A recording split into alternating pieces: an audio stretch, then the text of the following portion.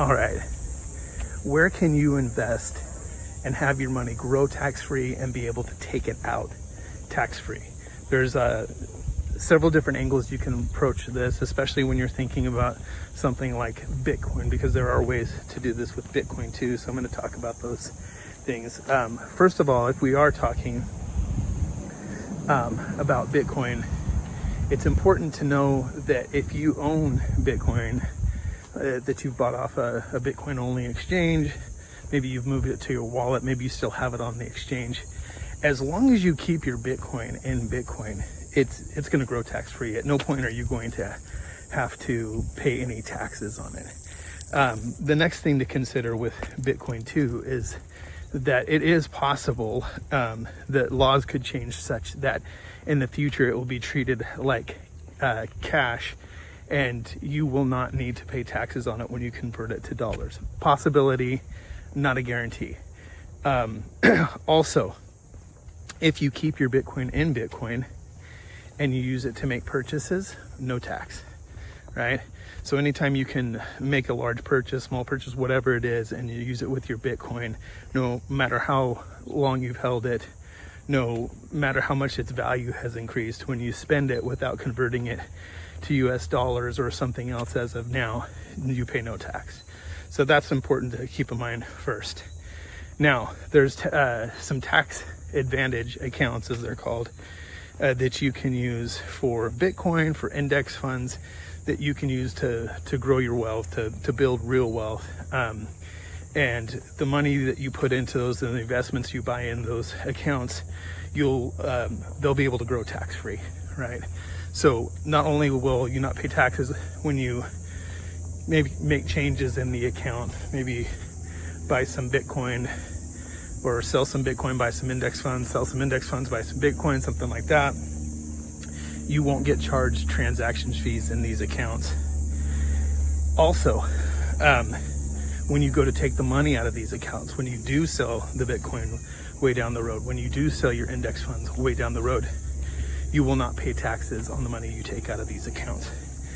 And I'll tell you the ones that are my faves, and we'll go in reverse order, starting with the Roth IRA. The Roth IRA, you are allowed currently to put in, $6,000, I believe, or thereabout, as of 2025, per year, per person.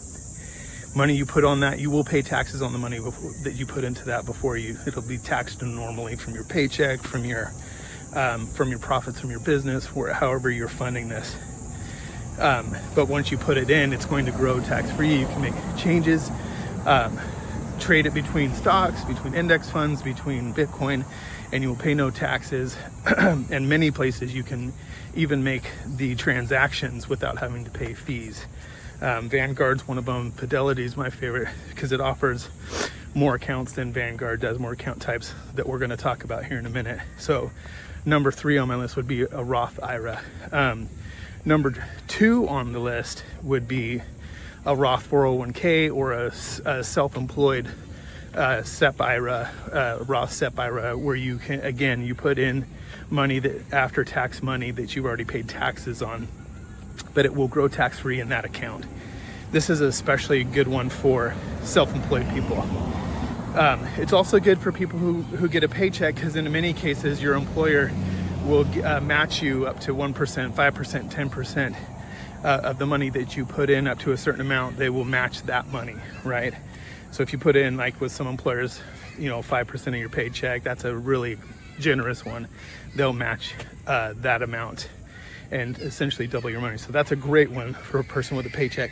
It's also great for persons who have, if you are a business owner or an entrepreneur, or you run under an LLC or something like that, you can use a Roth SEP IRA, and you can set this up so that you, again, pay taxes on the money before you put it in, but then it'll grow tax-free. And as of the current year, if my numbers are right, 2025, you can put up to $43,000 a year. That is a huge chunk.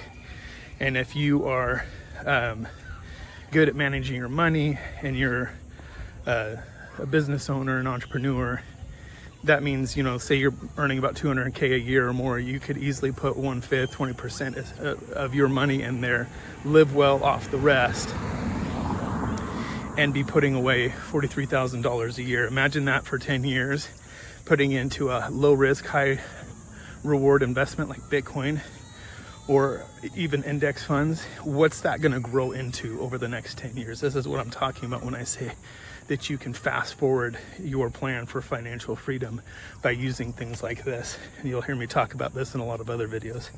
So that's number two, my favorite. My number one favorite is actually not a retirement account. It's an HSA. It's a health savings account. And what I love about the health savings account, for a married couple, I believe current year, you can put up to $9,350. Once you're over 55, you can put an extra $1,000 in per person.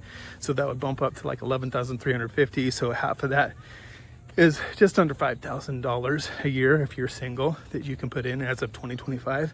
And why I like this one, why this is my favorite account for tax-free investing, is you get to put the money in tax-free.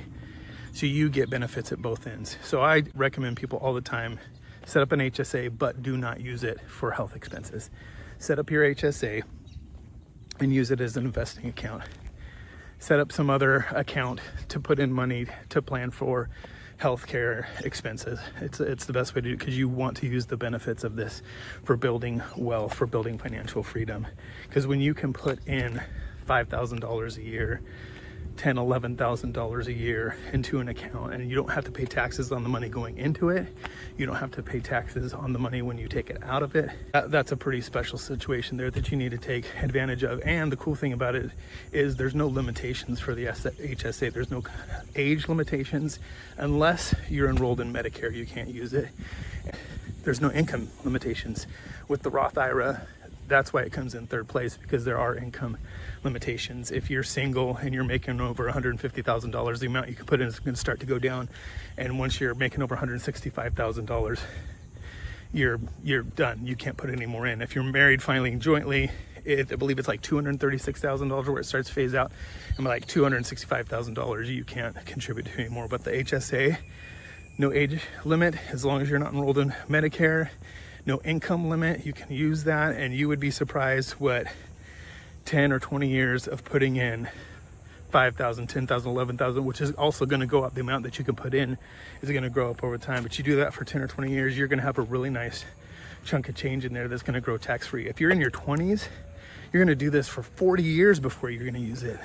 And that money, it's going to be huge. It's going to be a better retirement than 99% of the people out there. Right? If you're in your 30s, you're really close too.